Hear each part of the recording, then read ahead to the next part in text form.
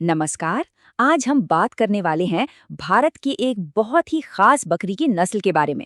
उस्मानाबादी बकरी। ये सिर्फ एक जानवर नहीं है, बल्कि कई छोटे किसानों और परिवारों के लिए तरक्की का जरिया है। तो चलिए आज इसी के बारे में सब कुछ जानते हैं। तो ये है उस्मानाबादी बकरी। जैसा कि नाम से ही पता चलता है, ये महाराष्ट्र के उस्मानाबाद जिले से है। इसका नाम तो खास है ही, लेकिन इसकी असली खासियत है इसकी सहन शक्ति। ये दक्कन के पठार के सूखे और मुश्किल मौसम में भी आराम से पलती बढ़ती है। इसे अक्सर गरीब आदमी की गाय कहा जाता है, और ये सिर्फ कहने की बात नहीं है, इसके पीछे एक बहुत बड़ी वजह है। छोटे और भूमिहीन किसानों के लिए ये बकरी दूध, मांस और आमदनी का एक पक्का जरिया है, जो उनके परिवार को सहारा देती है। तो आज हम क्या क्या जानने वाले हैं? सबसे पहले हम देखेंगे कि इस बकरी को पहचानते कैसे हैं। फिर हम इसकी प्रजनन क्षमता यानी बच्चे पैदा करने की ताकत को समझेंगे। इसके बाद नन्हे मेमनों की देखभाल और आखिर में पूरे झुंड को बीमारियों से कैसे बचाकर रखें, इस पर बात करेंगे। तो चलिए शुरू करते हैं पहले हिस्से से। मान लीजिए आपके सामने कई बकरियां हैं, तो आप एक उस्मानाबादी को कैसे पहचानेंगे? इसकी कुछ खास शारीरिक बनावट होती है जो इसे दूसरों से अलग करती है। तो सवाल यही है कि आप एक उस्मानाबादी को पहचानेंगे कैसे? घबराइए नहीं, अगले कुछ मिनटों में आप इसमें माहिर हो जाएंगे। सबसे पहली और सबसे बड़ी पहचान है इसका रंग। आप देखिए, करीब 73% उस्मानाबादी बकरियां एकदम काले रंग की होती हैं। ये इनका ट्रेडमार्क कलर है। हालांकि 27% बकरियां दूसरे मिक्स रंगों में भी मिल सकती हैं। लेकिन बात सिर्फ रंग पर खत्म नहीं होती। इनके सींगों पर गौर कीजिए, जो ज्यादातर पीछे की तरफ मुड़े होते हैं। इनके कान मीडियम साइज के और नीचे की तरफ लटके हुए होते हैं। और एक और खास बात, इनके चेहरे पर आपको दाढ़ी या गल कंबल, जिसे वॉटल भी कहते हैं, लगभग कभी नहीं मिलेगा। पहचान तो होगी, अब बात करते हैं उन नंबर्स की, उन आंकड़ों की, जो इस नस्ल को इतना फायदेमंद बनाते हैं। मतलब इनकी बच्चे पैदा करने की क्षमता। ये देखिए, लगभग 350 दिन, मतलब 1 साल से भी कम में एक मादा बकरी, जिसे हम फीमेल किड कहते हैं, वो बच्चे देने के लिए तैयार हो जाती है।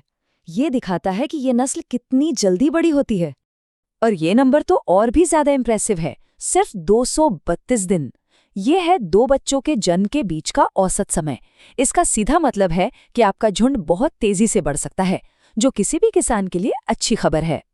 हाँ, ज्यादातर ये एक बार में एक ही बच्चा देती हैं, करीब 87% मामलों में। लेकिन लगभग 13% चांस जुड़वा बच्चों का भी होता है, जो कि जाहिर है एक बहुत बड़ा बोनस है। अब ये स्लाइड बहुत काम की है। ये हमें बताती है कि इनका ब्रीडिंग का और बच्चे देने का सही समय क्या है। जून से सितंबर का महीना ब्रीडिंग के लिए सबसे अच्छा होता है, ताकि नवंबर से फरवरी के बीच नए मेमनों का जन्म हो। अब आते हैं सबसे जरूरी और सबसे नाजुक हिस्से पर, छोटे छोटे मेमनों की देखभाल।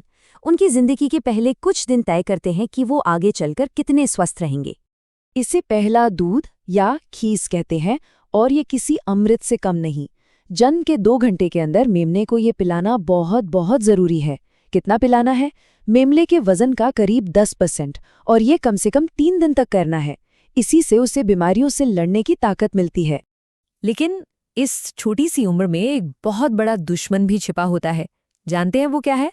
इसका नाम है कॉक्सिडियोसिस। ये एक तरह का पैरासाइट है, एक कीड़ा जो सीधे मेमनों की आंतों पर असर डालता है। ये खास तौर पर 1 से 6 महीने के बच्चों में होता है। इससे उनका विकास रुक जाता है और शरीर में पानी की कमी हो जाती है। पर घबराने की बात नहीं है, इससे बचने का तरीका है। जब मेमने 1 से 3 महीने के हों तो उन्हें दवा देनी चाहिए। डॉक्टर की सलाह पर एम्प्रोलियम जैसी दवाएं 5 से 7 दिनों तक दी जाती हैं। बचाव ही सबसे अच्छा इलाज है। अब जब मेमने सेफ हैं, तो बात करते हैं पूरे झुंड की सेहत की। अगर आप चाहते हैं कि आपका झुंड हमेशा स्वस्थ और प्रोडक्टिव रहे, तो कुछ चीजें साल दर साल करनी पड़ती हैं। डीवॉर्मिंग, मतलब पेट के कीड़ों की दवाई देना, ये बेहद जरूरी है। 3 महीने की उम्र में पहली बार दें, और सबसे अच्छा समय है मॉनसून से ठीक पहले, यानी मई या जून में। और एक खास बात, हर बार दवा को बदलते रहना चाहिए, ताकि कीड़े उस दवा के आदी ना हो जाएं। और ये एक बहुत ही जरूरी बात है, इसे गांठ बांध लीजिए।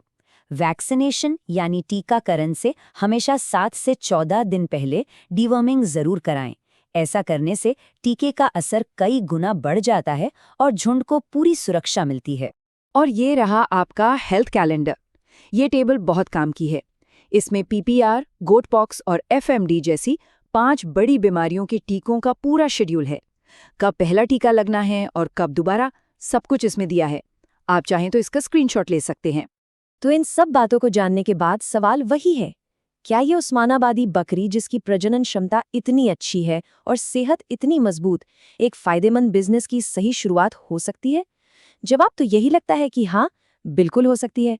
ये गरीब आदमी की गाय वाकई समृद्धि का दरवाजा खोल सकती है।